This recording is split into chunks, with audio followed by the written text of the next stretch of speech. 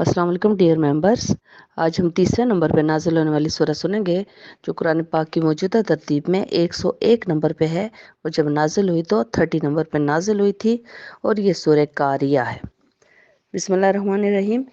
कारिया जो लफ्ज़ है इसके लुग़वी मानी है खटखटाना, जैसे ज़ोर से दरवाज़ा खटखटाया जाता है, पीटा जाता है। और अगर कोई बहुत मुसीबत और आफत आई हो ना तो बंदा आके ज़ोर से दरवाज़ा किसी का पीटेगा, कूटेगा, तो इसका मतलब हो गया कि पीछे कोई बड़ी मुसीबत आने वाली है। तो यहाँ पे कारिया के बजाय अल कारिया है। अल कारिया का मतलब है कि वो बहुत बड़ी खड़खड़ाने वाली, बहुत बड़ी जो है अजीम हादसा आने वाला है, जिसकी जो पेशगी जो है, आफत आने की जो पेशगी इतला है वो दी जा रही है। फिर अल्लाह ताला आगे फरमा रहे हैं कि मल कारिया, और क्या है वो अजीम हादसा, क्या है वो खड़खड़ाने वाली।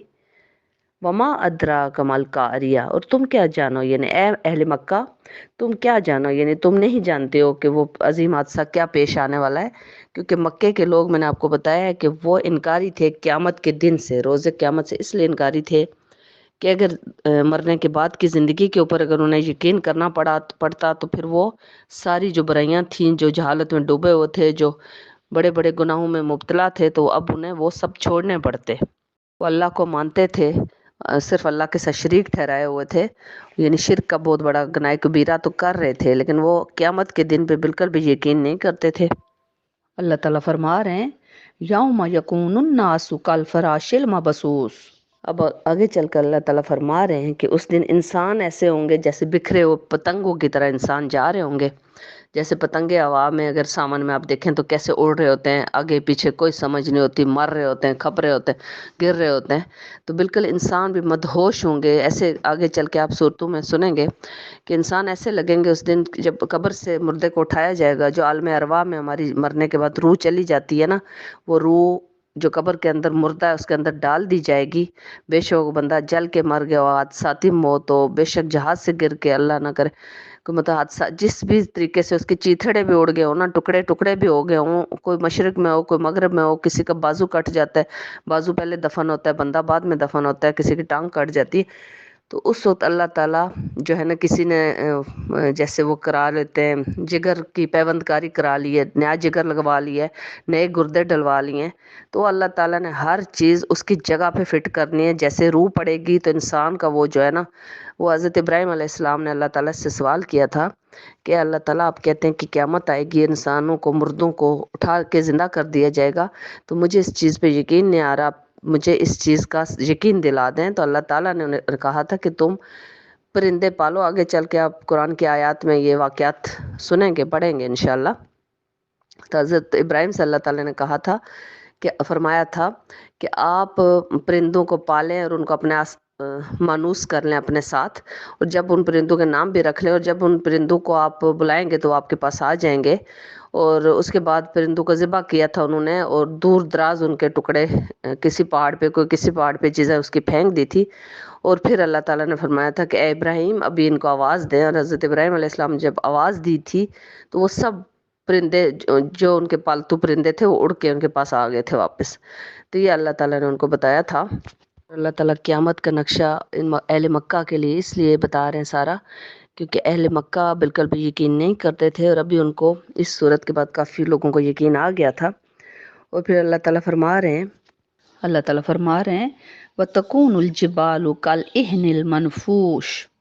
उस दिन पहाड़ जो है ना, वो जो कि पहाड़ अल्लाह की तमाम, जो अल्लाह ने क्रिएशन की है, तमाम अल्लाह ताला की जो तख्लीक है, उसमें सबसे मजबूत जो चीज़ है वो अल्लाह ताला की वो पहाड़ है। और अल्लाह आगे चल के सूरतों में पढ़ेंगे कि पहाड़ों को हमने इस तरह बनाया कि ज़मीन को लेके डोलने ना लगे। ज़मीन जो है ना, वो अगर पहाड़ कीलों की तरह ठोक ना दिए गए होते तो ज़मीन हिल रही होती है हर वक्त। तो पहाड़ों को कीलों की तरह अल्लाह ने एक किस्म का ठोक दिया उसको, और वो इस वजह से मजबूत अपनी जगह पे होते हैं। और आप देखें कि क़यामत के दिन का अल्लाह ताला क्या बता रहे हैं कि ये जो पहाड़ होंगे वो इस तरह उड़ रहे होंगे ना, जैसे रोई के गाले रंग बिरंगे आपके उड़ रहे होते हैं, इस तरह पहाड़ उड़ रहे होंगे। और वो क्या मंजर होगा, और बहुत ही होलनाक वो दिन होगा। अल्लाह ताला अगली आयत में जन्नती लोगों के लिए फरमा रहे हैं फ़अम्मा मन सकुलत मवाज़ीनुहु। अगली आयत में अल्लाह ताला फरमा रहे हैं کہ اس دن جس شخص کے جو اعمال ہوں گے نا ان کا وزن، نیکیاں جو ہوں گی تولی جائیں گی، گنی نہیں جائیں گی بلکہ تولی ان کا وزن کیا جائے گا. اور جن کے اعمال کے وزن زیادہ ہوں گے، ہمارا رائٹ سائڈ والا فرشتہ یہ لکھتا جا رہا ہے اور لیفٹ والا جو ہے وہ برائیاں لکھتا جا رہا ہے. اور یہ جو دو فرشتے ہیں ان کی شفٹیں چینج ہوتی ہیں. عصر اور فجر کے ٹائم ان کی شفٹیں چینج ہوتی ہیں. جو یہاں سے دو فرشتے جاتے ہیں نا آسمان پہ، ان کی جگہ دوسری لے لیتے ہیں اور وہ جا کے وہاں پہ اللہ کی عبادت کرتے ہیں. نہ کہ وہ سوتے ہیں یا کھاتے ہیں یا ریسٹ کرتے ہیں، نہیں، بالکل بھی نہیں. فرشتوں کو ان چیزوں کی حاجت نہیں ہوتی. تو وہ اللہ تعالیٰ کہہ رہے ہیں کہ اس دن ان کے اعمال کے وزن جو ہے نا وہ بھاری ہوں گے، تب بھی وہ پھر ان کا جو انجام ہوگا وہ آگے اللہ تعالیٰ بتا رہے ہیں. لیکن اعمال جو ہمیں نفلی نمازیں پڑھنے کے لیے کہا گیا ہے نا، وہ اس لیے کہا گیا ہے کہ جو لوگ جن کے نمازیں، نفلی نمازیں جو نوافل ہم پڑھتے ہیں یا نفلی روزے جو رکھتے ہیں، تو وہ جب فرائض نماز میں کوئی کوتاہی ہو جائے یا کوئی کمی بیشی رہ جائے اور جب حساب ہو رہا ہوگا، تو جو نفلی نمازیں ہیں وہ لائی جائیں گی ترازو میں، وہ تولی جائیں گے اور اس بندے کا جو ہے وہ اس کو جنت کی طرف اللہ تعالیٰ اس کو بھیجیں گے. تو اللہ کہہ رہے ہیں کہ جن کے اعمال کے وزن بھاری ہوں گے وہ فہو فی عیشت راضیہ، اور وہ کہاں ہوں گے کہ من پسند، اپنی من پسند جگہ پہ اللہ تعالیٰ ان کو بھیجیں گے. اب اللہ تعالیٰ دوسری قسم کے لوگوں کے لیے یعنی جہنمی لوگوں کے لیے فرما رہے ہیں وَأَمَّا مَنْ خَفَّتْ مَوَازِينُهُ فَأُمُّهُ هَاوِيَةٌ. اللہ تعالیٰ کسی کا کوئی عمل ضائع نہیں ہونے دیتے. اللہ تعالیٰ حساب کتاب سارا کلیئر ہوگا اور اس کے بعد وہ بندہ جنت کی طرف جائے گا. اور جو دوسرے لوگ ہوں گے ان کے لیے اللہ تعالیٰ فرما لیں گے جن کے اعمال کے وزن ہلکے ہوں گے، تو پھر وہ ان کا جو ہے نا ان کا انجام جو بہت ہی برا ہوگا اور ان کو حاویہ میں ڈالا جائے گا. اور حاویہ اللہ کہتے ہیں وما ادراک ما ہیہ، اور آپ کیا جانو کہ وہ حاویہ کیا چیز ہے. اور جس طرح جنت کو جنت الفردوس سب سے اعلیٰ مقام ہے جنت کا، بہت بڑے جو جنتی ہوں گے جن میں پیغمبر بھی ہوں گے اور شہید بھی ہوں گے، حافظ بھی ہوں گے اور صالحین بھی ہوں گے، بڑے بڑے جو نیک لوگ ہوں گے وہ جنت الفردوس میں ہوں گے. اسی طرح جو دوزخ کا پست ترین یعنی کہ سب سے نچلا درجہ ہے نا وہ حاویہ ہے. اور حاویہ اللہ تعالیٰ فرما رہے ہیں کہ حاویہ کیا چیز ہے، وہ دہکتی ہوئی آگ ہے. اللہ تعالیٰ فرما رہے ہیں اور اللہ تعالیٰ ہمیں اس دہکتی ہوئی آگ سے بھی بچائے اور ہمیں دوزخ سے بچا دے اللہ تعالیٰ. اور اللہ تعالیٰ جنت کے کسی کونے میں ہمیں اگر جگہ دے دے، اللہ ہمیں اس قابل بنا دے کہ ہمارے گناہوں کو اللہ بخش دے اور ہمیں اللہ تعالیٰ ریاکاری سے بچا لے اور اللہ تعالیٰ ہمیں گناہوں سے بخش دے.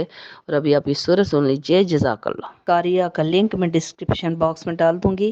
آپ سب سے میری ریکویسٹ ہے کہ جب بھی آپ کو ٹائم ملے آپ سورہ قاریہ جو کہ 30ویں نمبر پہ نازل ہوئی تھی اس کو سن لیجئے. جزاک اللہ.